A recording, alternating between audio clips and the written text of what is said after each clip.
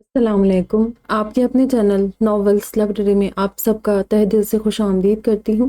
امید کرتی ہوں کہ آپ سب ٹھیک ہوں گے۔ الحمدللہ میں بھی ٹھیک ہوں۔ اور ہماری ناول کا نام ہے غم عشق کے حصار میں، اور اس کی مصنفہ ہے عبیرہ حسن۔ ہماری ناول ایک ریکویسٹڈ ناول ہے اور امید کرتی ہوں کہ ناول آپ لوگوں کو پسند آ رہی ہوگی۔ ناول کیسی لگ رہی ہے ضرور بتائیے گا۔ چلیے بڑھتے ہیں ناول کی جانب۔ وہ ارتضیٰ کو گھر سے نکال کر خود اپنی گاڑی لے کر سڑکوں کی خاک چھاننے نکل گئے تھے۔ شام سے رات ہو گئی تھی مگر انہیں وقت کا کوئی ہوش نہیں تھا۔ انہیں لگ رہا تھا کہ اپنی عزت سے کھیلنے والے ارتضیٰ کو اپنے گھر اور زندگی سے نکال کو پرسکون ہو جائے گے، مگر ابھی ارتضیٰ کو گھر سے گئے کچھ ہی گھنٹے ہوئے تھے جب انہیں اپنے پورے وجود میں بے چینی سی پھیلتی محسوس ہونے لگی۔ ایسا لگ رہا تھا کہ ان کے جسم کے کسی حصے کو کاٹ کر ان سے الگ کر دیا گیا ہو۔ ان کے کانوں میں اپنے ہی کچھ دیر پہلے کے کہے جملے مسلسل گونج رہے تھے، جبکہ آنسوؤں سے دھندلاتی نگاہوں کے سامنے پچھلے 13 سالوں کے درمیان گزرے کئی مناظر گھومنے لگے۔ کہیں ان کی گود میں لٹک کر ان کے گال چومتا ہوا ارتضیٰ، تو کہیں کھانے کی ٹیبل پر ان کے ہاتھ سے کھانے کی ضد کرتا ہوا، کہیں ان کے گھر میں داخل ہوتے پاپا کا نعرہ لگاتے ان کی گود میں چڑھتا ارتضیٰ، کہیں راتوں کو ان کے سرہانے بیٹھ کر انہیں اسٹوری سناتا ہوا، کہیں ان کے ساتھ گھر کے پچھلے آنگن میں بنے سوئمنگ پول میں سوئمنگ کے دوران ان سے آگے بھاگنے کی کوشش کرتا ہوا، کبھی اپنی خوبصورت مرون آنکھوں کو سکیڑے لان میں ان کے ساتھ گارڈننگ کرتا ہوا، تو کہیں باقی بھائیوں کو چھڑانے کے لیے ان کی گود میں چڑھ کر ان سے لاڈ کرتا ہوا ارتضیٰ۔ ایک ایک کر کے تمام مناظر ان کی آنکھوں میں گھومنے لگے۔ وہ دھندلاتی آنکھوں کو بار بار پہنچتے ہوئے سر جھٹک کر خود کو ان لمحوں کے حصار سے نکالنے کی کوشش کر رہے تھے، مگر ہر بار بری طرح ناکامیاب ہو جا رہے تھے۔ ننھے سے ارتضیٰ کے آنے کے بعد ان کی زندگی گل و گلزار ہو گئی تھی۔ وہ زندگی کے ایک ایک پل کو اس کے ساتھ انجوائے کرنے لگے تھے، مگر آج اسی ارتضیٰ کے ساتھ وہ جو سلوک کر کے آئے تھے ان کا دل چیرنے کو کافی تھا۔ غم و غصہ کم ہوا تو بیٹے کے ساتھ ایک دوسرا چہرہ بھی بار بار ذہن کی اسکرین پر گھومنے لگا تھا، ان کی رادیہ کا چہرہ، ان کی بیوی جو ان سے دل کی گہرائیوں کے ساتھ عشق کرتی تھی۔ انہوں نے اپنے آپ کو اپنے شوہر کے عشق میں مٹا ڈالا تھا، تبھی رادیہ کی شدتوں کے آگے ہار کر تسلیم کر چکے تھے کہ وہ بھی رادیہ کے لیے اپنے دل میں جو جذبہ محسوس کرنے لگے ہیں اسے عرف عام میں محبت کہتے ہیں۔ رادیہ کے لاسوال عشق کے سامنے ارکم ملک کی سرد مہری بیگانگی اور بیزاری کچھ ہی وقت بعد منہ کے بل گر کر ختم ہو چکی تھی۔ وہ رادیہ کی محبت کا جواب محبت سے دینے لگے تھے، اور پھر یہ محبت ان کی عادت بننے لگی، اور عادتیں آسانی سے کہاں چھوٹتی ہیں۔ ان سے گزرتے وقت کے ساتھ بے حد محبت کرنے لگے، یا شاید عشق۔ ان گزرے 14 سالوں میں رادیہ نے خود کو ان کے لیے سرتاپا بدل ڈالا تھا۔ ان سے وفائیں نبھاتے ہوئے وہ اپنی ہستی کو بھی فنا کر گئی تھی۔ اس کے باوجود آج وہ رادیہ کی 14 سالہ وفاؤں کا صلہ ان کے منہ پر مار کر آئے تھے۔ ارکم نے ان کے ساتھ ٹھیک نہیں کیا تھا۔ غصے میں اندھے ہو کر انہوں نے اپنے دل میں موجود محبت کی روتی کلاتی صداؤں کو نظر انداز کر دیا تھا۔ جوش و جذبات میں انہوں نے جو کچھ رادیہ سے کہا تھا وہ کس حد تک درست یا کتنا غلط تھا بالکل نہیں جانتے تھے۔ انہوں نے رادیہ کو اس معاملے میں شروعات میں ٹھیک نہیں پایا تھا۔ جس قسم کی غلطیاں کر کے وہ ان کی زندگی میں داخل ہوئی، ایک مرد ہونے کے ناطے وہ انہیں بھول نہیں سکے تھے، مگر ہاں انہیں رادیہ سے اتنی گندی زبان میں بات نہیں کرنی چاہیے تھی۔ بے شک وہ آج غصے میں تھے، مگر غصے کے باوجود انہیں وہ زہریلے الفاظ رادیہ سے نہیں کہنے چاہیے تھے۔ انہوں نے رادیہ کو دھوکے باز، بدچلن اور نہ جانے کیا کیا کہا تھا، جبکہ ایک شوہر ہونے کے ناطے رادیہ کے کردار سے جڑا سچ شادی کے اولین دنوں میں ہی جان چکے تھے۔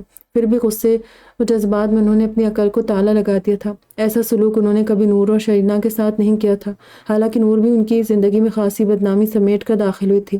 ان کے دامن پر بھی دنیا کی نظر میں بہت بڑا داغ لگ چکا تھا، مگر ارکم ملک نے ان کے لیے ان سے کبھی بھی کچھ نہیں کہا۔ لیکن رادیہ کی ذات سے جڑا اتنا بڑا سچ جان کر بھی وہ ان کو شروعات سے ان کی شادی سے پہلے کی گئی اس غلطی کی سزا دیتے آئے تھے، اور آج تو انہوں نے جیسے ساری حدیں ہی پار کر لی۔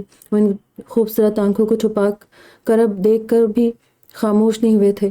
وہ ان میں موجود بے یقینی، بے بسی اور اذیت کی انتہا کو دیکھ کر بھی بے حس بنے رہے تھے۔ اور پھر آخر میں رادیہ نے ان سے کیا کہا تھا؟ ارکم، آج رادیہ کا دل آپ سے روٹھ گیا ہے، رادیہ کا عشق آپ سے روٹھ گیا، آج رادیہ خاک ہو گئی۔ ایک بار پھر ان کے کانوں میں رادیہ کی آواز گونجی تھی، نہیں نہیں نہیں رادیہ، نہیں، میں بھی محبت کرتا ہوں آپ سے، بے حد بے تحاشا محبت۔ میں آپ کے دل کو خود سے روٹنے نہیں دوں گا۔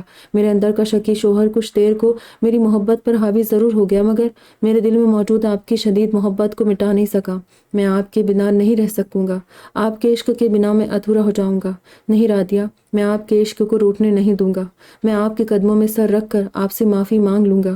اپنے کہے ہر لفظ کے لیے آپ مجھے جو سزا دے گی مجھے قبول ہوگی، مگر آپ کا عشق، آپ کا دل مجھ سے روٹ گیا تو زندگی میرے لیے موت جیسی ہو جائے گی۔ میں ایسا ہونے نہیں دوں گا۔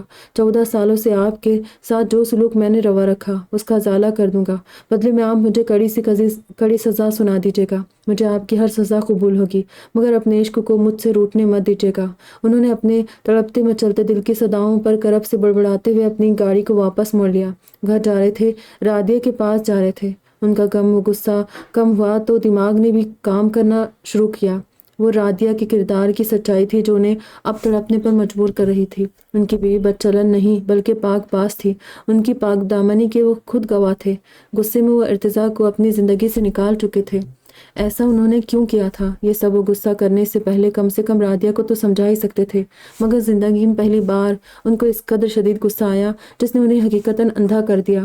اسی غصے میں وہ اپنے ہاتھوں اپنی زندگی کو آگ لگا چکے تھے۔ ارتضیٰ ان کے گھر اور زندگی سے چلا گیا، مگر رادیہ ابھی تک ان کی زندگی موجود تھی اور تا حیات موجود رہتی۔ ان کی موجودگی ارکم ملک کے لیے سانسوں جیسی ہی ضروری تھی۔ شام کو بھی انہوں نے خالہ کے نام اور بچوں کا سہارا لے کر اپنا بھرم رکھ لیا تھا، مگر سچ تو یہ تھا کہ وہ رادیہ کو اپنی زندگی سے مر کر بھی نکالنے کا نہیں سوچ سکتے تھے۔ پچھلے 14 سالوں میں رادیہ ملک اپنا آپ ارکم ملک پر وار چکی تھی، اور پھر اللہ نے ان کی ریاضت کے بدلے ارکم ملک کے دل میں رادیہ کے لیے جو جذبہ بیدار کیا تھا جس سے پہلے نہ وہ کبھی واقف ہوئے اور نہ اس جذبے کو ان کی کسی بیوی نے کھوجنے کی کوشش کی۔ ان کے دل میں چھپے اس جذبے کو رادیہ نے نہ صرف دریافت کر لیا بلکہ وہ ان کے دل کو فتح کر کے سب سے اونچی مسند پر براجمان بھی ہو چکی تھی۔ ارکم ملک کی دوسری بیوی ان کے دل کے اس مقام تک کبھی پہنچ ہی نہ سکی جہاں رادیہ نے جا کر قیام کر لیا تھا۔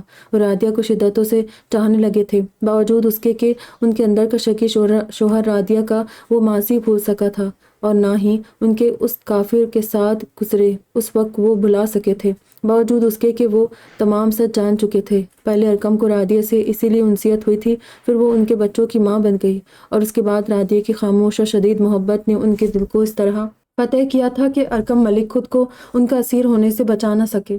انہیں اپنی تیسری بیوی کی عادت پڑ چکی تھی، پھر یہ عادت انسیت میں اور انسیت محبت میں بدلتی چلی گئی، اور آخر میں محبت شدید محبت یا عشق میں بدلی تھی۔ مگر افسوس، ارکم ملک رادیہ کے سامنے اس بات کا اظہار اپنی زبان سے نہیں کر سکے تھے، مگر اب وہ اپنے گھر جا کر اپنی محبت اپنی رادیہ کو سمجھانا چاہتے تھے کہ ان سے مت روٹھے۔ بے شک ان کی زبان، ان کے الفاظ اور ان کی باتیں بیہودہ تھی، مگر ان کا غصہ جائز تھا۔ انہوں نے آج ایک دنیا کے سامنے ارتضیٰ کی وجہ سے جس تذلیل و شرمندگی کا سامنا کیا تھا اسے لفظوں میں بیان کرنا مشکل تھا۔ ہو سکتا ہے ساری بات سن کر رادیہ ان کا غصہ اچھی طرح سمجھ سکتی اور انہیں معاف بھی کر دیتی۔ اپنی سوچوں میں گم و تیزی سے ٹرائی کرتے ہوئے گھر واپس پہنچے تھے، مگر ہال میں ہی انہیں اپنے چاروں بیٹے مل گئے۔ باپ کو سامنے دیکھ کر ازراق ڈرتے ہوئے اوپر بھاگنے لگا تھا، مگر ارکم ملک نے اس کا بازو پکڑ کر اسے روک لیا تھا۔ زر کہاں بھاگے جا رہے ہو؟ اور تمہاری مائیں کہاں ہیں؟ تم لوگ یہاں کیوں بیٹھے ہو؟ انہوں نے نرمی سے پوچھا، مگر ازراق نے انہیں جواب دینے کے بجائے باپ کے ہاتھ سے اپنا ہاتھ چھڑانے کی کوشش کرتے زور زور سے چیخ کر رونا شروع کر دیا تھا۔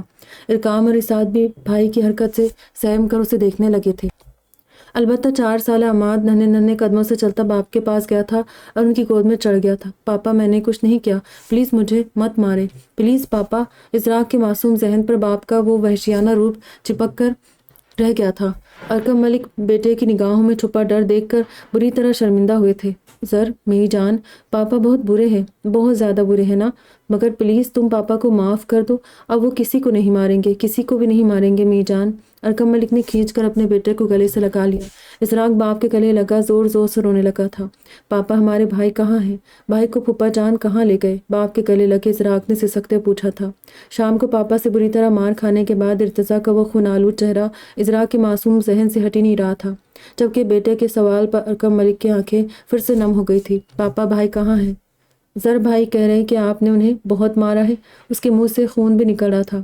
آپ نے انہیں تھپڑ مارے، کک ماری اور بیلٹ سے بھی مارا۔ میرے بھائی کو کیوں مارا آپ نے پاپا؟ وہ تو بہت اچھے ہیں، زر بھائی سے بھی اچھے، وہ ہم میں سے کسی کو بھی نہیں ڈانٹتے، کبھی مارا بھی نہیں، مجھ سے سعدی اور عماد سے بہت پیار کرتے ہیں۔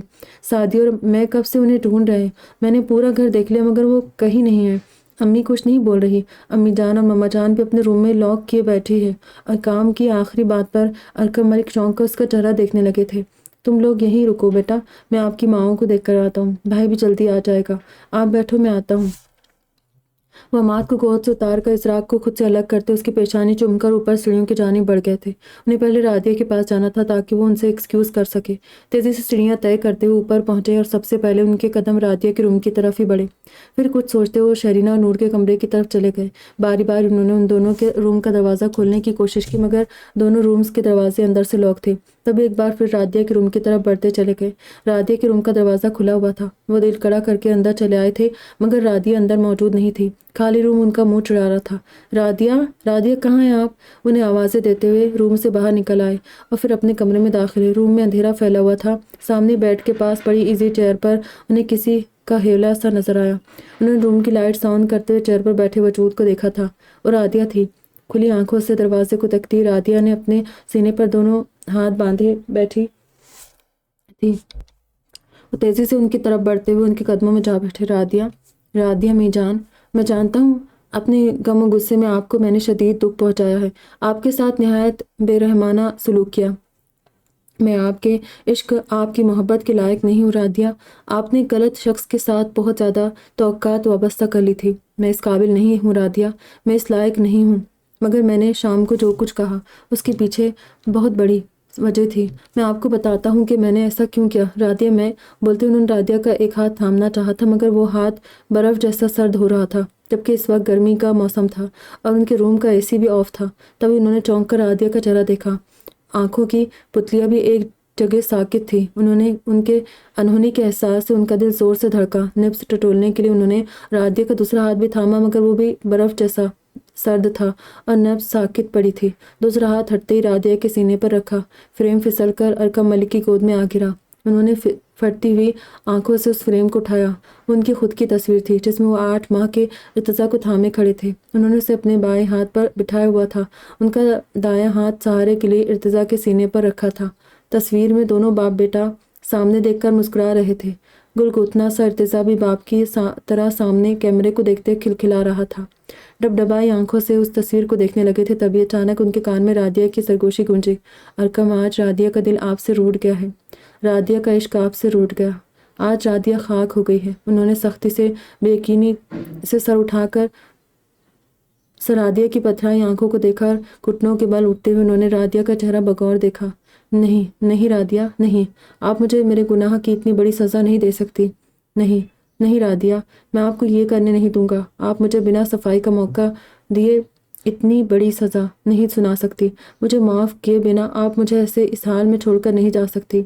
رادیہ، اٹھے نہ، اٹھے پلیز، میں اپنے ارتضیٰ کو واپس لے آؤں گا، میں آپ کے ساتھ اس سے بھی معافی مانگ لوں گا مگر آپ یہ مت کریں، اٹھے نہ، میرے بچے آپ کے بنا نہیں رہ سکتے، میں آپ کے بنا زندہ لاش بن جاؤں گا۔ میں نے جو کچھ کہا اس کے لیے میری زبان کاٹ کر پھینک دے، مجھے بھی آپ ویسے ہی مارے جیسے میں نے ارتضیٰ کو مارا تھا، بلکہ جان سے مار ڈالے، مگر پلیز یہ مت کرے، اتنی بڑی سزا مت دے رادیہ، مجھے اتنی بڑی سزا مت دے۔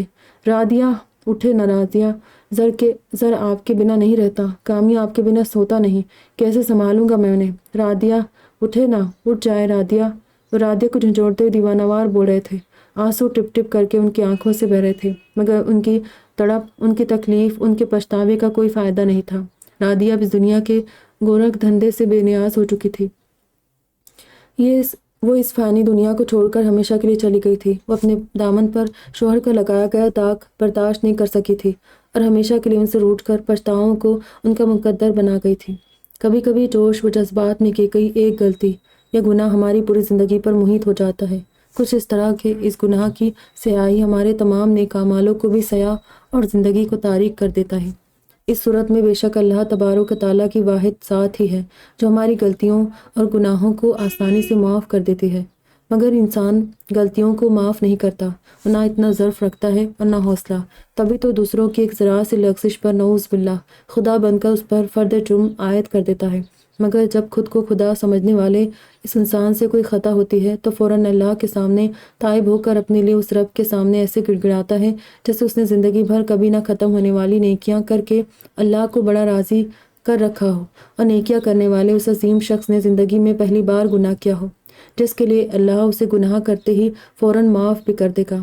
ارکم ملک کے ساتھ بھی یہی ہوا تھا۔ انہیں اسی چیز کا زام لے ڈوبا تھا کہ وہ ایک اعلیٰ و عرفہ خاندان کے چشم چراغ ہے۔ ان کی پرورش ایک دیندار شخص نے کی ہے۔ خود کو جہاں ماں باپ کا فرمانبردار مانتے تھے، وہیں یہ غلط فہمی بھی انہیں لاحق ہو چکی تھی کہ وہ اپنی تینوں بیویوں کے درمیان انصاف کرنے والے ایک انصاف پسند شوہر بھی ہے، جنہوں نے اپنی زندگی کو اپنے خاندان کے لیے وقف کر دیا تھا۔ وہ خود کو زندگی بھر نیک وکار اور شریف سمجھ کر اللہ کا فرمانبردار ہی مانتے تھے۔ دنیا میں بھی ان کا معاملہ اپنے رشتوں کے ساتھ بہتر ہی تھا۔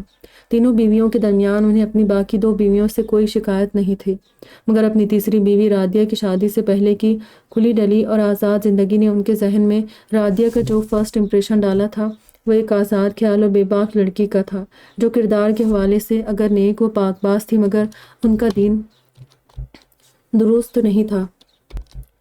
خود کے ساتھ شادی کے بعد رادیہ کی شخصیت میں آئے بدلاؤں کے باوجود وہ آگے کی ساری زندگی رادیہ ملک کو ان کے گزرے ماضی کے تناظر سے ہی دیکھتے رہے تھے۔ وہ پہلے رادیہ کو ایک نام کی مسلمان مانتے تھے اور بعد میں اسی نام کی مسلمان رادیہ کے ایک غیر مسلم شخص کے ساتھ شادی کو کبھی بھی نہیں بھلا سکے۔ ایک مسلمان لڑکی کی کسی کافر سے شادی۔ رادیہ کا یہ عمل جہاں ارکم ملک کے لیے نہایت کراہیت آمیز تھا، وہیں رادیہ کی دین سے دوری کا واضح ثبوت بھی تھا، اور یہی وہ عمل تھا جس نے ارکم ملک کو بعد میں بھی رادیہ کے ماضی کو بھولنے نہیں دیا تھا۔ لاشعوری طور پر اپنے دماغ کے کسی ایک کونے میں رادیہ کا یہ گناہ سنبھالے ہوئے تھے، اور رادیہ ایک اچھی مسلمان نہ ہونے کے باوجود ارکم ملک جیسے ایک نیک شخص کے گلے پڑ گئی تھی، جن کی پوری زندگی میں غلطی سے بھی ایک نماز تک قضا نہیں ہوئی تھی۔ ان کی بیوی رادیہ جیسی بے دین لڑکی بنی تھی۔ یہ تو سراسر ناانصافی تھی۔ رادیہ کو تو خود کے جیسا ہی کوئی بندہ ملنا چاہیے تھا، ارکم ملک جیسا مضبوط کردار کا حیا والا مرد نہیں۔ یہ ارکم ملک کا اپنے اور رادیہ کے متعلق خیال تھا۔ پھر اسی زام نے انہیں منہ کے بل گرایا۔ رادیہ کا اللہ اور اس کے دین کے ساتھ جو بھی معاملہ تھا وہ اللہ اور خود رادیہ کے بیچ کا تعلق تھا۔ ارکم ملک جیسے عام انسان کو اللہ اور اس کے بندے کے درمیان آنے کی ضرورت ہی نہیں تھی۔ اللہ نے رادیہ کے لیے ہدایت کے راستے کو بہت پہلے چن لیا تھا، تبھی تو ان کی شادی ایک مسلمان اور دیندار شخص سے ہونا طے کر دی تھی، اور پھر شادی ہوتے ہی رادیہ کو اتنی توفیق بھی مل چکی تھی کہ وہ تائب ہو کر زندگی بھر اللہ تعالیٰ کی ذات باری کے ساتھ اس کے بندوں کے سامنے بھی شرمندہ ہی رہی۔ مگر ارکم ملک جو اپنی نظر میں ایک دیندار شخص کے ہاتھوں پرورش پانے کے بعد خود کو نیک اور پرہیزگار شخص تصور کرتے تھے، ان کا اپنی ذات پر کیا گیا گھمنڈ اور زام میں کیا گیا ایک گناہ ان کی پوری زندگی پر حاوی ہو گیا تھا۔ انہوں نے اپنی بیوی کی اپنے ساتھ کی گئی وفاؤں کو بھول کر ان کی ایک غلطی کو نظر انداز نہیں کیا تھا۔ تبھی اللہ نے ارکم ملک سے بھی ایک ایسی غلطی کا ارتکاب کروایا تھا جو خود ان کے لیے ناقابل فراموش بن کر ان کی پوری زندگی پر حاوی ہو گئی تھی۔ رادیہ پر لگائی گئی تہمت، ارتضیٰ کو اپنی اولاد نہ مان کر ناجائز سمجھتے ہوئے گھر سے بے گھر کرنا، اس کے بعد رادیہ کی موت، یہ تینوں غلطیاں ارکم ملک کی صرف ایک غلطی سے جڑی تھی، اور ان کے لیے اللہ کی منتخب کردہ ایسی سزا بن چکی تھی جس کا سلسلہ رادیہ کی تدفین والے دن سے شروع ہو گیا تھا۔ ٹوٹتے تڑپتے بلکتے دل اور بے تحاشا برستی آنکھوں کے ساتھ رادیہ کو لحد میں اتارنے کے بعد ان کی قبر پر بیٹھے رو رہے تھے۔ آنکھوں سے بہتے آنسو رادیہ کی قبر کی مٹی پر گر کر اسی مٹی میں جذب ہو رہے تھے کہ تبھی قبر کے ایک طرف خاموش بیٹھا ارتضیٰ، جو ماں کی موت کا سن کر گھر کی بجائے ذوالفقار شاہ کے ساتھ سیدھا قبرستان آیا تھا، اس نے آنسو بہاتے ارکم ملک کو خون آشام نظروں سے گھور کر دیکھا تھا۔ قاتل، میری ماں کے قاتل، اب کس بات پر آنسو بہا رہے؟ اپنے گھر واپس جائیں اور اپنی بیوی اور بچوں کے ساتھ عیش کی زندگی گزارے۔ آپ نے میری ماں کو گالیاں دی، انہیں برا بھلا کہا، مگر اب وہ آپ کی زندگی سے ہمیشہ کے لیے جا چکی ہے۔ میری ماں اور مجھ سے آج کے بعد آپ کا پیچھا چھوٹ گیا۔ دادا جان نے مجھے بتایا ہے کہ امی کا ہارٹ فیل ہو گیا تھا۔ میری امی کا دل آپ کے سلوک نے ساکت کر دیا۔ آپ خونی ہیں، قاتل ہیں، مار ڈالا آپ نے میری امی کو۔ اس جرم کے لیے اللہ آپ کو کبھی معاف نہ کرے گا۔ مجھے میری امی سے الگ کرنے کے لیے بھی اللہ آپ کو کبھی معاف نہیں کرے گا، اور نہ میں آپ کو کبھی معاف کروں گا۔ بہت برا کیا آپ نے ہم دونوں کے ساتھ۔ اب میں اپنی امی کو کہاں سے لاؤں گا؟ کہاں ڈھونڈوں گا میں انہیں؟ بولے، اپنی امی کا وہ پیارا مسکراتا چہرہ کہاں ڈھونڈوں گا میں؟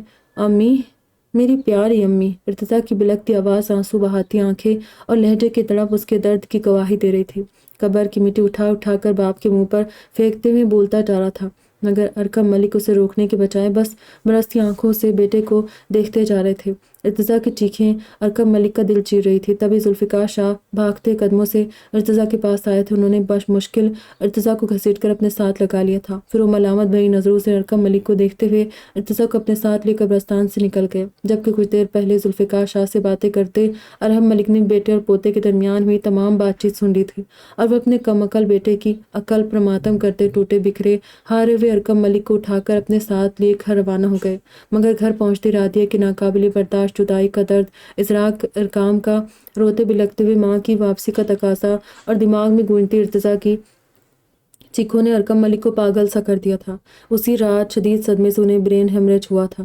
اس وقت نور ان کے ساتھ تھی جب ان کی حالت بگڑنی شروع ہوئی، اور نور کی تیز چیخیں سن کر ارحم ملک آنن فانن بیٹے کو لے کر ہاسپٹل بھاگے۔ قسمت سے وہ ٹھیک وقت پر ہاسپٹل پہنچ گئے۔ ڈاکٹرز نے ارکم ملک کی جان بمشکل بچائی تھی، کیونکہ اللہ کی طرف سے ابھی ان کے لیے منتخب کردہ وہ سزا بھی باقی تھی جسے انہیں نہ جانے کتنے عرصے تک جھیلنا تھی۔ ہاسپٹل سے واپسی کے بعد بھی پورے 2 ماہ ارکم ملک نیم پاگلوں جیسی حالت میں رہے تھے۔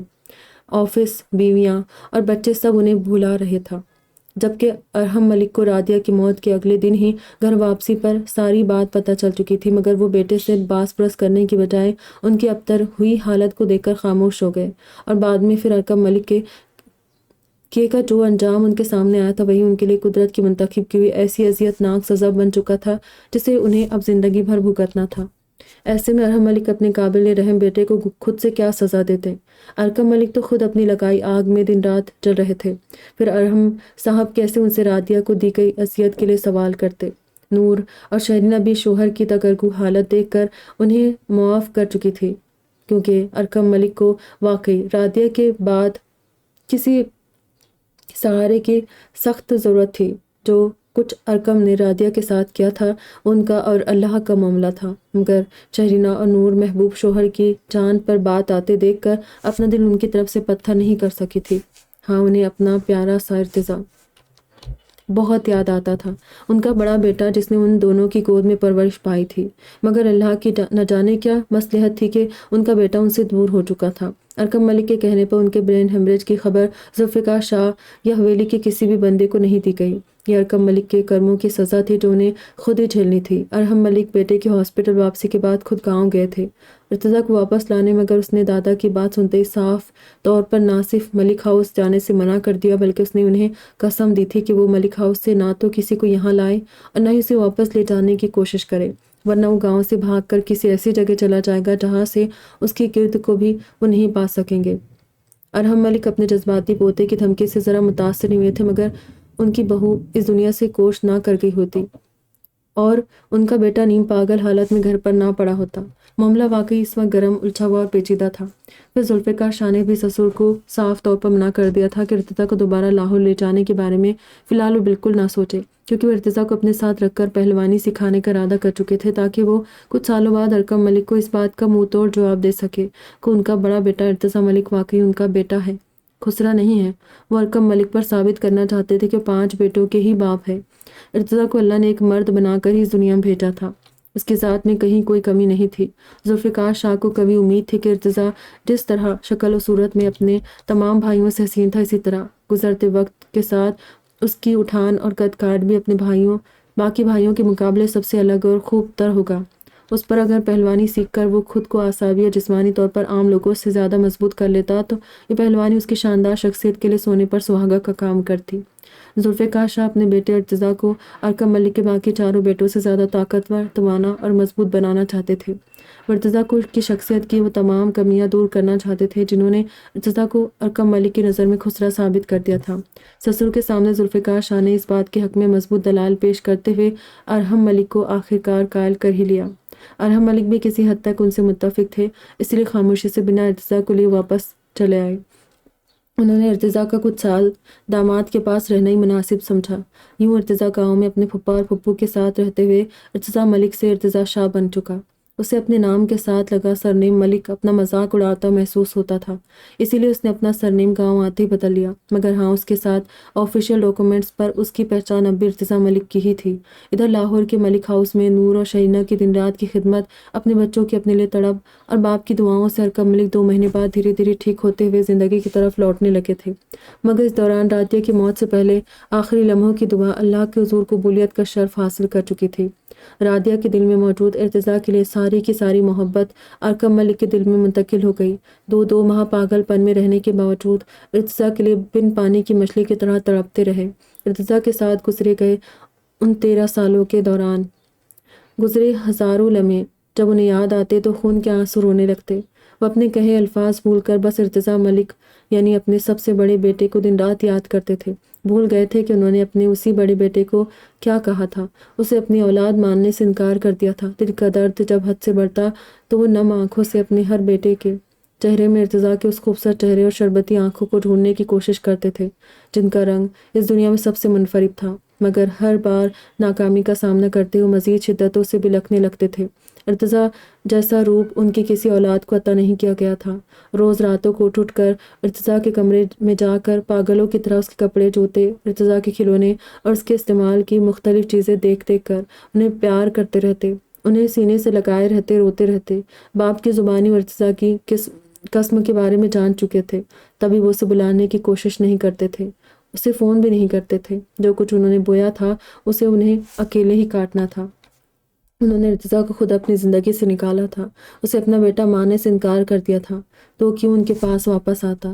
اور پھر ان کا احساس جرم اور پچھتاوا اس وقت مزید بڑھ گیا تھا جب ارتضیٰ کی مسلسل غیر حاضری پر اس کے اسکول سے آنے والی کالز پر انہیں ارتضیٰ کے اسکول جانا پڑا تھا۔ وہ ازراق کا ایڈمیشن بھی اسی اسکول میں کروانا چاہتے تھے، اسی لیے وہ پرنسپل سے بات کرنے اسکول چلے گئے۔ پرنسپل کو صاف لفظوں میں انہوں نے بتا دیا تھا کہ ارتضیٰ اب اسکول جوائن نہیں کر سکے گا۔ انہوں نے رادیہ کی اچانک موت اور ارتضیٰ کی دوسرے شہر شفٹنگ کا جواز پیش کر کے پرنسپل کو خاموش ہونے پر مجبور کر دیا تھا۔ اسی دوران بات کرتے ہوئے ارکب ملک کی نظر پرنسپل کے چیئر کے پیچھے لگے بڑے سے ریک میں شیلڈز اور ٹرافیز کے درمیان رکھی ان فریم شدہ تصویروں پر پڑی تھی۔ ان تصویروں میں ارتضیٰ کی اس حلیے کی تصویریں بھی شامل تھیں جو سرمد لاشاری نے انہیں دکھائی تھی اور ان کے فون میں اب تک موجود تھی۔ وہ ششدر سے اپنی جگہ سے اٹھے تھے اور ان تصویروں کو دیکھنے آگے بڑھے تھے۔ لڑکیوں والے حلیے میں اسٹیج پر بہت سارے بچوں کے ساتھ کھڑا ہوا ارتضیٰ ہی تھا جو ایک بڑی عمر والے مرد کے ہاتھ سے ٹرافی لے رہا تھا۔ ان تصویروں میں ارتضیٰ کی دونوں گیٹ اپ کی تصاویر موجود تھی جنہیں وہ پھٹی پھٹی آنکھوں سے دیکھ رہے تھے۔ پرنسپل صاحبہ، یہ ارتضیٰ کو ایوارڈ کس لیے دیا جا رہا ہے؟ وہ بھی اس حلیے میں؟ وہ حیرت سے پرنسپل سے پوچھنے لگے تھے۔ تبھی پرنسپل نے اپنی چیئر گھما کر تصویروں پر ایک نظر ڈالتے ہوئے انہیں دیکھا۔ مسٹر ملک، 2 مہینے پہلے ہمارے اسکول میں کلچرل ویک کے موقع پر یہ پلے ہوا۔ ارتضیٰ نے اس میں پارٹیسپیٹ کیا تھا اور پلے میں فارنر لیڈی ڈاکٹر کا رول کیا تھا، بلکہ اتنا زبردست پلے کیا تھا کہ اسے بیسٹ پرفارمنس کے لیے ایوارڈ بھی دیا گیا تھا۔ ہماری ڈرامہ ٹیچر کے شدید اصرار پر ارتضیٰ اس رول کے لیے راضی ہوا تھا اور میں نے بھی اس کی ریہرسلز دیکھی تھی۔ آپ کے بچے نے اس رول کے لیے بہت محنت کی تھی، تبھی اسے اس کی محنت کا پھل ملا۔ کیا ارتضیٰ نے آپ کو اپنی ٹرافی نہیں دکھائی تھی؟ پرنسپل نے ارتضیٰ کے رول کے بارے میں بتاتے ان سے ٹرافی کی بابت پوچھا بھی تھا، مگر وہ تو ارتضیٰ کے اس زنانہ حلیے کے پیچھے چھپی وجہ کو سن کر ہی ساکت سے کھڑے رہ گئے تھے۔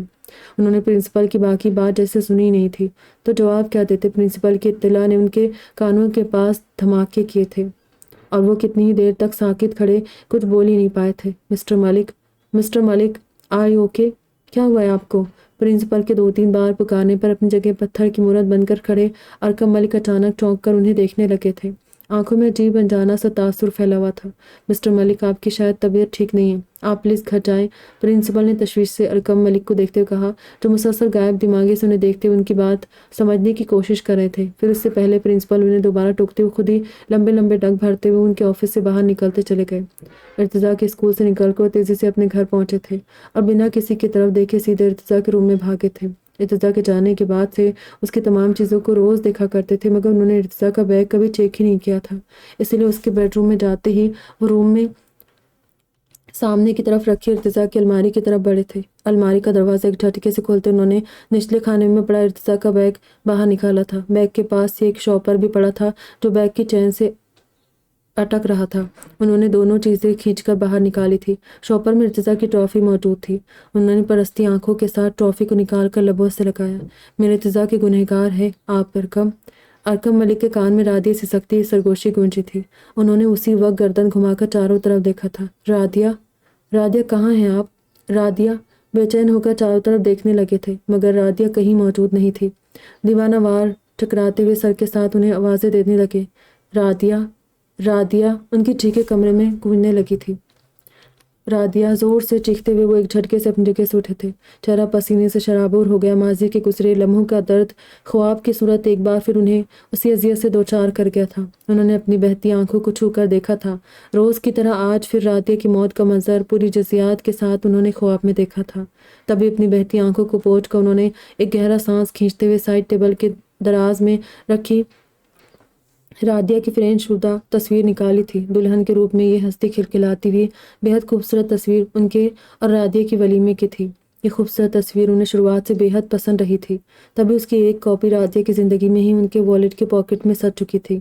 شرینہ اور نور جانتی تھی کہ وہ ان دونوں کی ایک ایک تصویر اپنے والیٹ میں رکھتے تھے مگر جب رادیہ کی تصویر ان کے والیٹ کی زینت بنی تھی تب وہ اس بات سے انجان تھی اور ہمیشہ انجان ہی رہی تھی۔ اس معاملے میں بھی وہ رادیہ کے ساتھ ناانصافی کر گئے تھے۔ حالانکہ نور نے ایک بار شکایتاً انہیں بتایا تھا کہ کبھی کبھی شرینہ اپنی اہمیت جتانے کے لیے رادیہ کو اس بات پر طعنے بھی دیتی تھی کہ ملک صاحب کی زندگی میں ان کے جتنی جگہ اور حیثیت رادیہ یا نور کبھی حاصل ہی نہیں کر سکتی تھی۔ نور کو شرینہ کی یہ بات خاصی چبھی بھی تھی۔ تبھی وہ شوہر کے سامنے شدید خفگی کا اظہار کرنے لگی تھی مگر ارکم ملک اس وقت نور کو کوئی جواب نہیں دے سکے تھے اور نہ ہی شرینہ کی غلط فہمی دور کر سکے تھے کہ وہ رادیہ کو ان کی یا شرینہ کی جگہ نہیں دے سکتے تھے بلکہ اپنے دل کا سب سے اونچا مقام انہوں نے اپنی تیسری بیوی کے نام کر دیا تھا۔ یہ بات وہ رادیہ سمیت کسی سے بھی کبھی نہیں کہہ پائے مگر پھر رادیہ کے بعد گزرتے وقت کے ساتھ ان کا رادیہ کے لیے عشق سب پر خود ہی عیاں ہونا شروع ہو گیا۔ ان کی دونوں بیویاں جان چکی تھی کہ ارکم ملک رادیہ سے بے انتہا عشق کرنے لگے تھے۔ یہ ارکم ملک کا وہی عشق تھا جو وہ اپنی باقی دو بیویوں سے ان کے زندہ ہونے کے باوجود نہیں کر سکے تھے۔ ایسا عشق جس سے نور اور شرینہ زندگی بھر محروم رہی تھی مگر رادیہ مرنے کے بعد بھی ان کے دل کی حاکم بن چکی تھی۔ رادیہ کی تصویر کو دیکھتے ہوئے ایک بار پھر ان کی آنکھیں نم ہوئی تھی۔ میرا ارتضیٰ واپس آ گیا ہے رادیہ، ہمارا بیٹا واپس آ گیا ہے، مجھے میرے بیٹے نے معاف کر دیا ہے، میری توبہ قبول کر لی گئی ہے، مجھے یقین ہے آپ نے بھی مجھے معاف کر دیا ہوگا۔ انہوں نے بولتے رادیہ کی خوبصورت تصویر پر اپنے لب رکھ دیے تھے۔ تبھی فضا میں اذان کی صدائیں بلند ہوئی۔ منہ پر ہاتھ پھیرتے اٹھے تھے اور تصویر کو دراز میں رکھتے ہوئے انہوں نے بڑھ کر دروازہ کھول دیا تھا۔ روٹین کے مطابق زر باہر موجود تھا۔ السلام علیکم زر، بیٹے کو دیکھ کر مسکراتے بولے تھے۔ وعلیکم السلام پاپا، میں آپ کی طبیعت دیکھنے آیا تھا، اب کیسے ہیں آپ؟ زر نے باپ کو سلام کا جواب دے کر آگے بڑھ کر ان کی پیشانی چومتے پوچھا تھا۔ میرا ارتضیٰ واپس آ گیا ہے، تب میری مجال کہ میں بیمار ہو سکوں، چلو مسجد چلتے ہیں، مسکرا کر بولتے ہوئے ازراق کو لے کر باہر نکل گئے تھے۔ تم سعدی اور عماد کو اٹھاؤ، میں اپنے ارتضیٰ کو لے آؤں۔ بیٹے کی واپسی کی خوشی واقعی ارکم ملک سے سنبھالی نہیں جا رہی تھی۔ تبھی وہ بات بات میں ارتضیٰ کا ذکر لا رہے تھے۔ ازراق مسکرا کر سوچتا ہوا عماد اور سعدی کے روم کی طرف بڑھ گیا تھا جبکہ ارکم ملک ارتضیٰ کے روم کا دروازہ کھول کر اندر چلے گئے تھے۔ اندر روم میں ارتضیٰ اپنے بیڈ پر موجود نہیں تھا بلکہ وہ تمام لائٹس بند کیے ایزی چیئر پر بیٹھا ہوا تھا۔ ارکم ملک نے آگے بڑھ کر ارتضیٰ کے سر پر موجود فانوس کو آن کر دیا۔ ہلکی گولڈن وہ پنک لائٹس روم میں پھیل گئی تھی۔ لائٹس آن ہوتے ہی ماضی کے سفر پر نکلا ارتضیٰ چونک کر حال میں واپس آیا تھا اور اس نے باپ کی طرف دیکھا تھا۔ السلام علیکم ارتضیٰ، تم سوئے نہیں تھے کیا؟ ارکم ملک نے آگے بڑھ کر بیٹے کی پیشانی چومتے پوچھا تھا۔ ارتضیٰ باپ کے سلام کرنے پر جھنک گیا تھا۔ وعلیکم السلام پاپا، نہیں نیند نہیں آ رہی تھی اسی لیے یہاں بیٹھ گیا تھا۔ آپ بتائیں اب کیسی طبیعت ہے آپ کی؟ ارتضیٰ نے باپ کے چہرے کو دیکھتے پوچھا تھا۔ میرا بیٹا میرے پاس آ گیا ہے، اب میں بھلا زیادہ دیر بیمار ہو سکتا ہوں؟ دیکھو ذرا سی دیر کو چکر کیا گیا مگر اب بھلا چنگا کھڑا ہوں تمہارے سامنے۔ ویسے تمہیں اپنا روم پسند آیا؟ میں نے بہت دل سے اسے تمہارے لیے بنایا تھا۔ ارکم ملک نے ارتضیٰ کی خوبصورت گہری مرون آنکھوں میں دیکھتے ہوئے پوچھا تھا۔ جی پاپا، روم بے حد خوبصورت ہے، بلکہ اگر میں یہ کہوں کہ یہ ملک ہاؤس کا سب سے خوبصورت روم ہے تو غلط نہیں ہوگا۔ خاص کر اس روم کی لائٹس آپ کے البینو بیٹے کو بے حد پسند آئی ہے۔ Just like it my eyes. Irtiza نے باپ کے دونوں ہاتھ پکڑ کر وہ چومتے ہوئے سچ بتایا تھا جسے سن کر ارکم ملک خوش ہوئے تھے اور واقعی اس کی کھلی خوبصورت مرون آنکھوں میں دیکھنے لگے تھے۔ یس، تمہاری آنکھوں کی وجہ سے میں نے لائٹنگ ہلکی رکھوائی تھی، یہاں تم دن میں بھی پرسکون رہو گے اور اب میری محنت وصول ہو گئی جو اس روم کو سجانے کے لیے میں نے کی تھی۔ تھینکس میری جان، چلو نماز کو چلتے ہیں، آج تو ماشاءاللہ نماز کے لیے گھر کے ہی 6-7 بندے موجود ہیں۔ اور ارتضیٰ کے کندھے پر ہاتھ پھیلا کر اس کے ساتھ باہر جاتے ہوئے بولے، اور ارتضیٰ بھی مسکراتے ان کے ساتھ ہی باہر نکل گیا تھا۔ اسے لاہور آئے 2 ہفتے ہو چکے تھے۔ اماں اور بابا کو بھی دادا جان نے روک لیا تھا۔ نہ جانے روز رات کو شرینہ، نور، ارکم ملک، ارحم ملک، حفصہ اور ذوالفقار شاہ سب لوگ مل کر کون سی کھچڑی پکانے دادا جان کے روم میں جمع ہو جاتے تھے، جبکہ انیلا اور سمیر اکمل صاحب کے گھر پر رکے ہوئے تھے۔ اکمل صاحب کے گھر پر بھی حالات خاصے بہتر ہو گئے تھے۔ ارکم ملک، ارحم ملک، شرینہ، نور، حفصہ بیگم اور ذوالفقار شاہ دوبارہ علایا کے بابا کی عیادت بھی کرائے تھے۔ اجمل صاحب اور ان کی بیگم وسیم اور اس کی بیوی واپس جا چکے تھے۔ بس انیلا اور سمیر اکمل صاحب کے یہاں اس لیے رکے ہوئے تھے کہ انہیں اکمل صاحب کو لے کر 1-2 دن میں فیصل آباد اپنے آبائی گھر کے لیے نکل جانا تھا۔ علایا کے ضروری ٹیسٹ چل رہے تھے، اس لیے وہ بھائی بھابھی کے پاس یہیں لاہور میں تھی۔ فارغ ہوتی اس سے بھی فیصل آباد چلے جانا تھا۔ انفارمیشن ارتضیٰ کو انیلا سے ملتی رہی تھی۔ اس کا دل بھی چاہ رہا تھا کہ اکمل صاحب کو دیکھنے کے بہانے ایک بار ان کے گھر چلا جائے اور دشمن جان کو دیکھ کر آئے، مگر وہ جانتا تھا کہ وہ جنگجو طیارہ جو پہلے ہی چھوٹے کی حرکت پر اس سے متنفر ہو چکی تھی، ارتضیٰ کو اچانک سامنے دیکھ کر مزید بھڑک اٹھے گی۔ بلکہ اس بات کے بھی زیادہ چانس تھے کہ لاسٹ ٹائم کی طرح اس بار بھی ارتضیٰ کی کسی بھی بات پر وہ بھڑک جاتی تو سب کے بیچ ایک بار پھر اس کا منہ توڑنے سے بھی نہیں چوکتی۔ تبھی وہ انیلا کے کہنے پر بھی علایا کے گھر نہیں گیا تھا۔ پھر وہ خود بھی اس ہفتے پاپا کے ساتھ کافی بزی رہا۔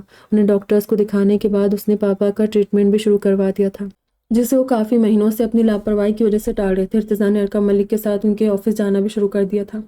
ساتھ ہی وہ پچھلے ہفتے زارون کے پاس فیصل آباد بھی ہو کر آیا تھا، کیونکہ زارون کا پورا کام خود سنبھال نہیں پا رہا تھا۔ وہ ارتضیٰ کی صرف ہیلپ کرواتا تھا، اسی لیے اس سے اکیلے کچھ بھی ہینڈل نہیں ہوتا تھا۔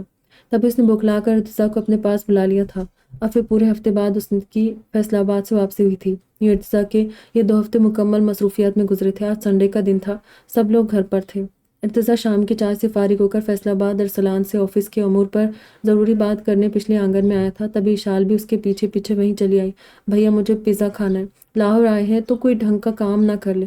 ہم جب سے گاؤں سے آئے ہیں آپ سب بیماروں کی ہی خدمت میں لگے، اماں بابا، علایا آپی کے بابا کی طبیعت کے لیے بلا وجہ پریشان ہوئے جا رہے، اور آپ مسٹر کنگ کے لیے۔ لیکن اب تو سارے مریضوں کے پاس طبیب بھی موجود ہے اور تیماردار بھی، تو مجھ مظلوم کو کس گناہ کی سزا مل رہی ہے؟ آپ سے بھی مجھے امید نہیں تھی۔ میں آپ کی مصروفیات سمجھتی ہوں کہ آپ مجھے لاہور نہیں گھما سکتے تو کم سے کم پیزا ہی کھلانے لے چلے۔ ارسلان سے بات کرتے ہیں اپنے پیچھے اشال کی آواز سن کر کال ڈسکنیکٹ کرنے کے بعد مسکراتے پیچھے مڑا۔ جس جگہ وہ کھڑے تھے وہ پول کے بالکل سامنے کا حصہ تھا، جس سے اندر سے آنگن کی طرف آنے والا دروازہ صاف نظر آتا تھا۔ ایشو بچے، پیزا گھر پر آ جاتا ہے، تم بتاؤ کون سا والا کھانا ہے، میں گھر پر منگوا دوں گا، آج ذرا مجھے اپنے کسی کام سے جانا ہے۔ ارتضیٰ نرمی سے اشال کا سر تھپتھپاتے کہا، مگر غصے سے منہ بنا کر اسے دیکھنے لگی تھی۔ میں دیکھ رہی ہوں کہ آپ یہاں آ کر میرے ساتھ خاصے بدل گئے ہیں، آپ پر بھی نک چڑھے لاہوریوں کا رنگ تیزی سے چڑھا ہے۔ آپ سے میں نے لاہور گھومنے کی کہا تھا، مگر آپ کے کام ہی ختم نہیں ہو رہے، اور اب ایک ذرا سا پیزا کھانے کی کہا تھا تو وہ بھی منع کریں۔ چلے رہنے دے، آپ اپنے کام کریں، مجھے کچھ نہیں کھانا۔ غصے سے بولتی واپس پلٹنے لگی تھی کہ تبھی ارتضیٰ نے سرحد سے آگے جاتی اشال کا ہاتھ تھاما تھا، اور اسی وقت عفا اور ازراق آگے پیچھے ہی وہاں چلے آئے تھے۔ ازراق اپنے بھائی کے اشال کے لیے شدید محبت کو جانتا تھا اور ان کے مابین ذہنی ہم آہنگی کو سمجھتا بھی تھا، جانتا تھا کہ ارتضیٰ پھپھو کی فیملی سے کتنا اٹیچ تھا، ان کے سامنے اپنے بھائیوں کی بھی اہمیت نہیں دیتا تھا۔ خود ازراق کچھ دن پہلے اشال کو ڈانٹ کر بھائی کی ناراضگی کا شکار ہو چکا تھا، مگر عفا اشال اور ارتضیٰ کے بیچ کے رشتے کو نہیں جانتی تھی۔ تبھی وہ ارتضیٰ کے ہاتھ میں تھمی اشال کی کلائی کو دیکھ کر ایک پل کے لیے حیران رہ گئی تھی۔ اچھا تم ناراض مت ہو، ہم آج ہی چلتے ہیں، پہلے میں تمہیں شاپنگ کرواؤں گا، پھر پیزا بھی باہر ہی کھائیں گے، بلکہ تمہاری پسند کا ڈنر بھی باہر ہی کریں گے۔ اب ٹھیک ہے نا، اب جلدی سے ہنس کر دکھاؤ، پھر جا کر تیار ہو جانا، ارتضیٰ نے اشال کے گال تھپتھپاتے کہا، اور وہ یاہو بھیا دی گریٹ کا نعرہ لگاتے کلانچے بھرتی باہر بھاگ گئی۔ ارتضیٰ اس کے جوش کو دیکھ کر دھیرے سے مسکرا دیا تھا۔ یہ ابھی بچپن کی حدود سے باہر نہیں نکلی بھائی، ازراق نے گردن گھما کر بھاگ کر اندر کی طرف بڑھتی اشال کے لہراتے رنگین آنچل کو دیکھتے منہ بنا کر کہا تھا، ہاں تو کیا ہوا، بچی ہی تو ہے ابھی یار۔ ارتضیٰ کے لہجے میں بہن کے لیے پیار ہی پیار تھا۔ کس اینگل سے بچی لگتی ہے ارتضیٰ، آپ اسے سمجھایا کریں نا، اب بڑی ہو رہی ہے تو بچپنا چھوڑ دے۔ عفا کے رز کہنے پر ارتضیٰ نے چونک کر اس کا چہرہ دیکھا، اسے نور بچپن میں رز بلاتی تھی۔ عفا نے بھی اسے خالہ کے دیے گئے نام سے مخاطب کیا تھا جو سالوں بعد ارتضیٰ نے سنا تھا۔ دراصل ارتضیٰ کو رز اور ازراق کو زر نور نے ہی کہنا شروع کیا تھا۔ تبھی سے ان دونوں بھائیوں کے یہ نام نک نیم سب کی زبان پر چڑھ گئے تھے، جس میں زر کا نام تو بے حد مشہور تھا، اور کیونکہ ارتضیٰ کا پورا نام شرینہ ارحم صاحب ارکم ملک سمیت رادیہ کو بھی بے حد پیارا لگتا تھا، اسی لیے وہ سب اسے پورے نام سے ہی بلاتے تھے۔ اس وقت ایفا کے رز کہنے پر ارتضیٰ کو اپنا بچپن یاد آ گیا تھا، جبکہ اس کے محسوسات سے انجان ایفا کو ارتضیٰ سے لاڈ اٹھواتی اور اٹلا اٹلا کر باتیں کرتی شال پر نہ جانے کیوں غصہ آیا ہوا تھا۔ حالانکہ اس نیچر کی نہیں تھی، اسے پہلی ملاقات میں شرارتی سی اشال بھی بہت پسند آئی تھی، اور ارتضیٰ تو تھا ہی شروع سے ایفا کا فیورٹ، لیکن اس وقت اشال کو ارتضیٰ کے ساتھ اتنا فرینک دیکھ کر وہ نہ جانے کیوں عجیب سا محسوس کر رہی تھی۔ کم آن ایفا، ایسا بھی کیا کیا ہے میری ایشو بچے نے؟ دیکھو، وہ میری لاڈلی اور سب سے چھوٹی بہن ہے، میری زندگی میں اس کی بے حد خاص جگہ ہے، بلکہ میں ہی نہیں، اسے ہمارے گھر میں سب بہت اہمیت دیتے ہیں۔ بابا، میں، زارون اور زیب تک اس پر جان چھڑکتے، اسی لیے اسے کوئی کچھ نہیں کہتا۔ تو بہتر ہے اس کے بچپنے کو دیکھ کر منہ بنانے کی بجائے تم بتاؤ کہ تم نے اتنی سی عمر میں خود پر کیوں بردباری طاری کی ہوئے؟ ہنسا کرو، بولا کرو، خوش رہا کرو، اتنی ینگ ایج میں تم اتنی سنجیدہ کیوں ہو رہتی ہو؟ ارتضیٰ نے خاموش کھڑی ایفا کو ٹوکنے کے ساتھ اس سے پوچھ بھی لیا تھا۔ ازراق بھی مسکراتی نظروں سے ایفا کو دیکھنے لگا تھا، جو کل رات ہی ہاسٹل سے واپس آئی تھی، جبکہ ایفا نے ایک نظر اپنے سامنے کھڑے اپالو کو دیکھا تھا، جس کی بچپن سے اسیر تھی۔ حالانکہ سالوں پہلے ارتضیٰ سے ایک یا دو بار ہی ملی تھی، ان ملاقاتوں کا بھی بالکل دھندلا سا عکس اس کے ذہن میں موجود تھا۔ اس کے بعد وہ صرف تصویروں کی حد تک ارتضیٰ کو جانتی تھی، مگر پھر بھی اس کے دل نے ارتضیٰ کو نہ جانے کب سے اپنا ماننا شروع کر دیا تھا۔ تبھی اس وقت اشال کی ارتضیٰ کے ساتھ بے تکلفی دیکھ کر وہ چڑ گئی تھی، مگر پھر ارتضیٰ کی زبانی اشال کے لیے لفظ ایشو بچہ اور لاڈلی چھوٹی بہن سن کر اس کا دل پرسکون ہو گیا تھا۔ مجھے بچپن سے زیادہ بولنے کی عادت نہیں ہے رز، آپ کو شاید نہیں پتہ، مگر زر کو میری عادت پتہ ہے، اور آج تک میری وہی عادت برقرار ہے، ایفا نے مسکراتے ہوئے ارتضیٰ کو جواب دیا۔ اس کے جواب پر ازراق اسباب میں سہلانے لگا تھا، اور ارتضیٰ بھی مسکرا دیا۔ یعنی تم ابھی بھی خاصی سنجیدہ اور پڑھاکو ٹائپ کی بچی ہو، تبھی تمہیں اشال کی شرارتیں اچھی نہیں لگی، لیکن جب کہ تم خود اس کے ساتھ کی بلکہ اس کی ہم عمر ہو، ارتضیٰ نے کہا تھا۔ نہیں، آئی ایم 20 years old، اشال مجھ سے چھوٹی ہے، اگر میں اس کی عمر کی ہوتی تو شاید آپ کا چہرہ میرے ذہن سے بہت پہلے نکل چکا ہوتا، مجھے آپ یاد رہے، کیونکہ بعد میں آپ کی پکس میں خالہ کی جان کے پاس دیکھتی رہی ہوں۔ جب میں نے آپ کو دیکھا تھا اس وقت میں 5 سال کی تھی شاید۔ ایفا نے فوراً ارتضیٰ کو ٹوک کر تصدیق کر دی تھی۔ اچھا، نہیں، تم علیہ کی عمر کی ہو؟ ارتضیٰ کی زبان سے ایک دم فسلا تھا، پھر وہ زبان دانتوں تلے دبا کر اچانک خاموش ہوا تھا، جبکہ ارتضیٰ کی زبانی علیہ کا نام سن کر ازراق کے لبوں پر ایک شرارتی سی مسکان پھسل گئی تھی، اور ایفا چونک کر ارتضیٰ کو دیکھنے لگی تھی۔ علیہ کون؟ ایفا نے بےقراری سے ارتضیٰ سے پوچھا تھا۔ علیہ ہمارے بھائی جان کی شاگرد اور انیلا بھابھی کی نند ہے۔ اوف، واٹ اے پرسنالٹی! تمہیں پتہ ہے ایفا، وہ تمہاری عمر کی ہے اور دکھنے میں بھی تمہاری ہی طرح ایک دم سلم ٹرم ہے، مگر ان کے اندر 7 پہلوانوں جیسی انرجی اور اسٹیمنا ہے۔ اچھے بھلے بندے کو منٹوں میں توڑ پھوڑ کر ہاسپٹل پہنچانا ان کے بائیں ہاتھ کا کھیل ہے۔ پھپھو جان بتا رہی تھی کہ انہوں نے پھپھو کی حویلی کے ایک ملازم کو گھر کی چھت سے الٹا لٹکا دیا تھا۔ یار، وہ عام لڑکیوں کی طرح کسی سے نہیں ڈرتی، ایک دم ڈیئرنگ اور کانفیڈنٹ ہے۔ جب وہ کسی سے آنکھوں میں آنکھیں ڈال کر بات کرتی ہے نا، تو سامنے والے اچھے بھلے میچور اور سنجیدہ بندے کی بھی سٹی گم کر دیتی ہے۔ بھائی نے انہیں ایسا زبردست ٹرین کیا ہے کہ وہ مرنے مارنے سے بالکل بھی نہیں ڈرتی۔ ان کی بہادری کا نظارہ ابھی کچھ دن پہلے ہی میں نے اپنی آنکھوں سے دیکھا تھا۔ ازراق بڑے بھائی کو دیکھتے ہوئے مزے سے علیہ کے بارے میں ایفا کو اپڈیٹ دے رہا تھا، اور ارتضیٰ سے گھورنے لگا تھا، جبکہ ایفا کے اندر علیہ کا تعارف سنتے زور زور سے خطرے کی گھنٹیاں بجنے لگی تھی۔ اچھا، بس اب بند کرو علیہ کی کوالٹیز بتانا، ہمت ہو تو اس کے سامنے اس کی تعریف کرنا، پھر دیکھنا۔ ارتضیٰ نے لب بھیج کر مسکراہٹ چھپا دے کہا۔ اس کی بات سنتے ازراق نے فوراً دونوں ہاتھ اپنے کانوں کو لگائے تھے۔ میری 7 پشتوں کی توبہ، مجھے لاتے گھوسے کھانے کا بالکل بھی شوق نہیں ہے بھائی، سچی۔ ویسے ایفا، اب تمہیں اپنی خیر منانی چاہیے، کیونکہ ماما جان تمہیں بھائی کی شاگردی میں دینے کا ارادہ کر چکی ہے۔ ازراق کی مزے سے دی گئی اطلاع پر ایفا اپنی جگہ سے اچھل پڑی۔ نہیں، بالکل نہیں، مجھے کوئی شوق نہیں کسی کی ناک منہ توڑنے کا، مجھے معاف رکھے، میں خالہ سے خود منع کر دوں گی۔ اور اس بات کو چھوڑے، پہلے یہ بتائیں رز کہ آپ اشال کو اکیلے اکیلے پیزا کھلانے لے جا رہے؟ ہم سب کو نہیں لے جائیں گے، سعدی، عماد، میں اور زر بھی آپ کے تھوڑے بہت رشتہ دار لگتے ہیں، یقین کریں ہم آپ کا زیادہ خرچہ بالکل نہیں کروائیں گے۔ ایفا نے ارتضیٰ اور اشال کے اکیلے باہر جانے کا سوچ کر فوراً ہی پروگرام ترتیب دے دیا تھا، اور اب تو اسے اس علیہ نامی بلا کی بھی ٹینشن لگ گئی تھی، جبکہ ارتضیٰ اس کی بات سن کر مسکرا دیا۔ تم نہ بھی کہتی، میں کو तुम सबको साथ लेकर जाता हो, जाओ तैयार हो जाओ, सादी और अम्माद से भी कह दो तैयार हो जाए, और ज़र तुम छोटे से कहो, अब तो माशाल्लाह वो काफ़ी हद तक रिकवर कर चुका है, उसे भी ले लेते हैं। इर्तिज़ा ने अपने फ़ोन पर उंगलियां चलाते कहा। अनीला को भी कॉल करके उन्हें साथ जाने का इरादा रखता था। फिर क्या पता अनीला उसकी शागिर्द अव्वल उसकी जंगजू तैयारी को भी अपने साथ लेकर आती, जिसे देखे हुए इतने दिन हो गए थे। तभी अनीला का नंबर मिलाते हुए एक तरफ चला गया था। इफ़ा भी तैयार होने चली गई थी, मगर इज़राक वहीं रुका था। भाई, अनीला का नंबर नहीं मिल रहा था। तभी इर्तिज़ा एक बार फिर से कोशिश करने लगा था, मगर तभी इज़राक ने इर्तिज़ा को पीछे से आवाज़ दी। हाँ बोलो सर, क्या हुआ? इर्तिज़ा ने बिना मुड़े जवाब दिया। आप कामी से कब तक बात नहीं करेंगे? इस पर गुस्सा मुझे भी है, मगर मैंने सोचकर उसकी गलती को दरगुजर कर दिया कि वो सालों एक आज़ाद मुल्क और माशरे में रहा है। उसने गलती की है, बहुत बड़ी गलती की है, मगर यहाँ आने के बाद ये उसकी पहली गलती है। आप यही सोचकर उसे माफ़ कर दे, इज़राक ने भाई के कंधे पर हाथ रखते मुल्तजी लहजे में कहा था। मगर इर्तिज़ा नफ़ी में सल्लाते फ़ौरन एड़ियों के बल घूमा था। गलती नहीं सर, ये गलती नहीं है। छोटे ने गलती नहीं बल्कि गुनाह किया है, ऐसा गुनाह जो इंसान की ज़िंदगी भर के सारे अच्छे अमाल और नेकियों को खा जाता है। मैं अच्छी तरह जानता हूँ कि उस गुनाह की लिज्जत जब इंसान को लगती है तो वो इंसान के रूप में भेड़िया बन जाता है। मेरी खुद की ज़िंदगी गुनाहों से हरगिज़ पाक नहीं। मैं छोटे को भी उस गुनाह के लिए कभी कुछ नहीं कहता, मगर बल्कि मेरा मुंह ही इस काबिल नहीं था कि मैं उसको कुछ कहकर शर्मिंदा करता। इसलिए शायद तुम्हारी तरह मैं भी इस बात को जवाज़ बनाकर अपने भाई को माफ़ कर देता कि उसने एक आज़ाद माशरे में इतने साल एक आज़ाद ज़िंदगी गुजारी है, तभी वो बिगड़ गया। मगर मैं ऐसा नहीं कर सकता, क्योंकि उसने जिस हस्ती के साथ ये नीच हरकत करने की कोशिश की वो मोहब्बत है मेरी। मैं उससे शदीद मोहब्बत करता हूँ। अलाया मेरे लिए बहुत ख़ास, बहुत अहम और काबिल एहतराम है। मेरे दिल और ज़िंदगी में उसका जो मुकाम है वो इतना ऊंचा और बड़ा है कि वहाँ ना उससे पहले कोई था और ना अब कोई पहुँच सकता है। इसीलिए मेरे दिल से मलाल नहीं जा रहा कि मेरी ज़िंदगी, मेरे दिल, मेरी सांसों पर हुकूमत करने वाली उसी लड़की के साथ मेरे खुद के सगे भाई ने इतनी नीच हरकत की है। उसके सामने मेरे खुद के भाई ने मुझे नज़र उठाने के काबिल नहीं छोड़ा।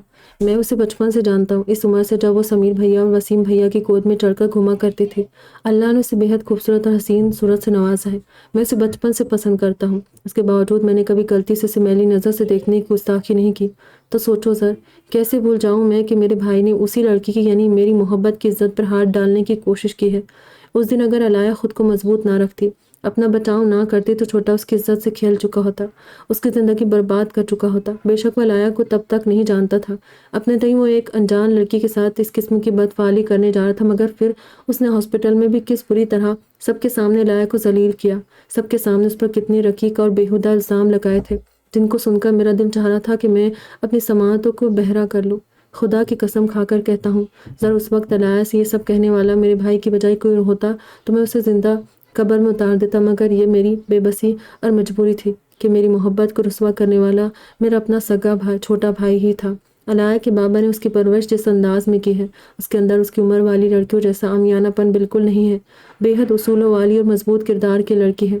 बबांग दहल मुझसे दिली वाबस्तगी का इजहार कर चुकी है, मगर उसके बावजूद उसने कभी मेरे साथ भी लगावट और मोहब्बत के मुजाहरे करने को मुझे लंबी लंबी कॉल्स नहीं की, कभी तन्हाई में मुझसे मुलाकातें नहीं की, मेरे लिए अपने जज्बात को बेलगाम होने नहीं दिया, कभी किसी किस्म की गिरी हुई हरकत नहीं की, मुझसे कभी बेतकल्लुफ़ होने की कोशिश नहीं की।